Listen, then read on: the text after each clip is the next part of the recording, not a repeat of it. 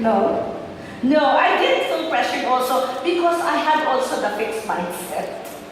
So it's a good thing that we evolved as progressive creatures. So some doctors are into painting, music, culinary, and I know of some doctors who are Zumba instructors. Yeah. So I'd like to say also that the millennial pediatrician's profile is now different. So the millennials are the doctor or people ages late 20s and 30s. Parang sa table na to. Table na to. So this millennial pediatricians, they're saying that they're defined not solely by their profession and practice, because there are so many facets in their persona. That's different. That's like different from our mindset before. Am I right, Dr. Dumalanta? Yeah. So, who are the moms here? Madami, no? Okay. So, Melissa, in the Philippines, majority of moms would aspire for their kids to be very excellent in academics. Are you one of those parents? Are you? Okay, so should be excellent. The kids should be really excellent. And you know, we have patients who go through 8 hours of classroom schooling every day, and then after that they go to the tutors. That's every day. Can you believe it?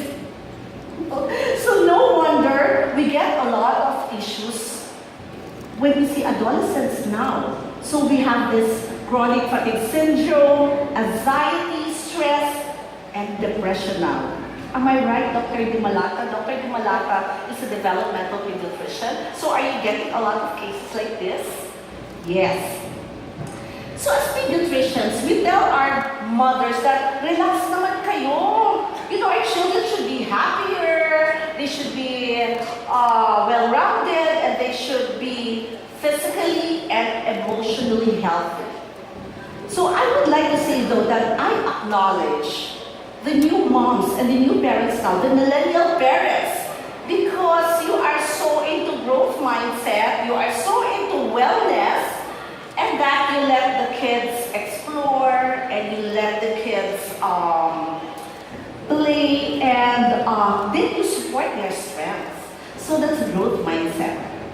Now, what is our attitude towards health and body structure? You know this very famous actress, and of course you know her, and she's been struggling with her weight, diba? And she gets very emotional about this.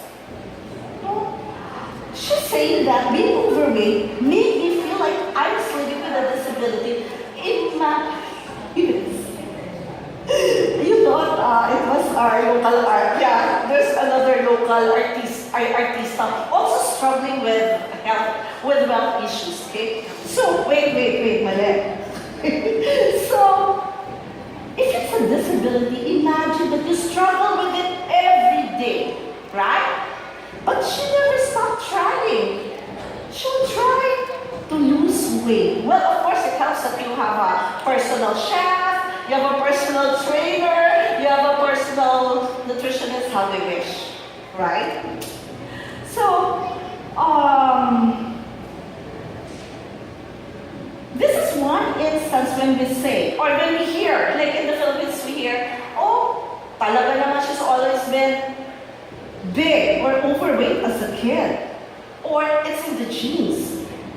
And when sometimes you see women like this, they say some women have all the luck, right? You know, she's like after, so how many kids? 2 or 3? And she's almost 50 years old. Yeah, she's what?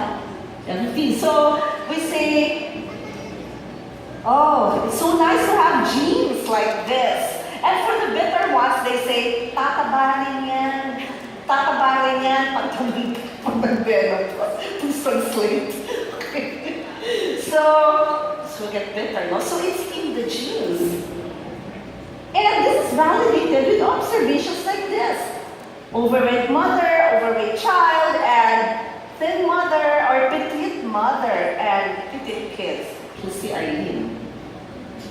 Arlene's kids.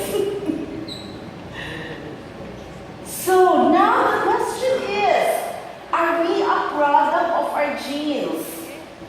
No, do we say that our future health is fixed? Like, I will be overweight, I will be hypertensive, I will be diabetic. Why? Because my mother, my parents, my grandparents. So it's like we're doomed. Like we blame it on the past generations. And we have friends who say, oh, I've always been overweight. You should see my mom. You should see my siblings. You should see my lola. So, I think it's a fixed mindset, right?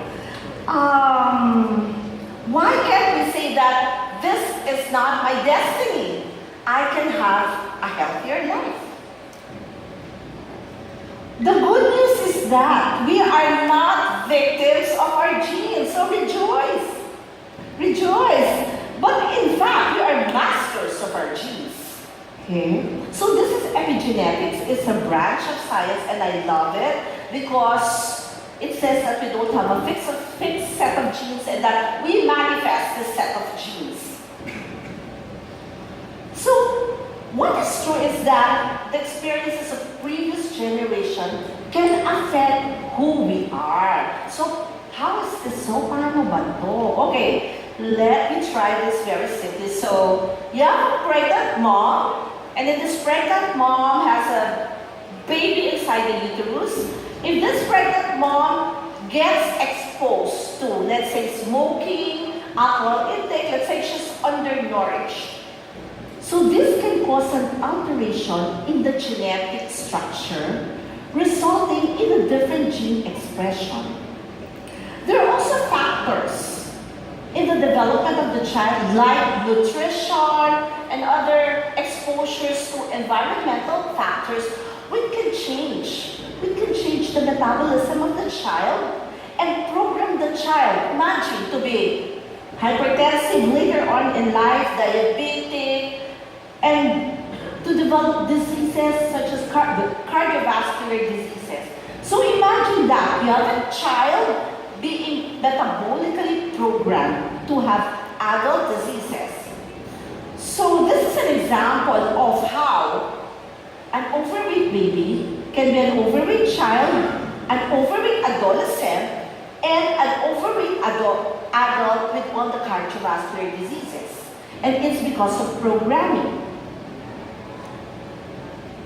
So do you think we can have this growth mindset for health, considering that we are, in the Philippines, we are in a country full of myths and traditional practices? Like, you know, we have this practice, like in the rural area, we have babies, we put oil on the head, on the fontanels, on the, what do you call that in Tagalog? On the bumbunan, on the, why? Because it will close earlier. We don't like early closure of the fontanel. And because so that they don't get cold or hypothermia. We also have this practice of, you know, the big kiss. We tie, what's this, like a belt, cloth belt around the umbilicus, and sometimes put a 5 centavo, a coin, on top of the umbilical stump. And they say because it will make the kids sexier. She's amazed, no? So we also have this myth of, like, when you feed and feed and feed the child, and the child is on the cute side, it's a sign of nurture and love.